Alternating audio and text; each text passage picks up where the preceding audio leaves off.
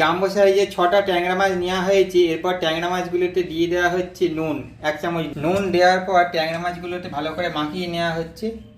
এরপর দেওয়া হচ্ছে 1 চামচ হলুদ, হলুদগুলোটি দেওয়ার পর আবার মাখিয়ে নেওয়া হচ্ছে। দেওয়া হচ্ছে 2 চামচ সর্ষের তেল।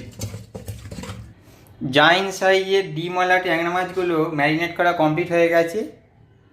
ট্যাংরা মাছগুলি ভাজার জন্য সর্ষের তেল দিয়ে দেওয়া হলো কড়াইতে। ট্যাংরা মাছগুলি ভাজার সময় যাতে না ফাটে তাই সামান্য নুন দেওয়া হলো।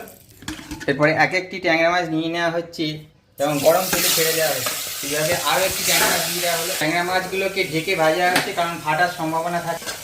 এবারে আস্তে করে সরিয়ে নেওয়া হচ্ছে এবং উল্টে নেওয়া হবে ট্যাংরা মাছগুলিকে।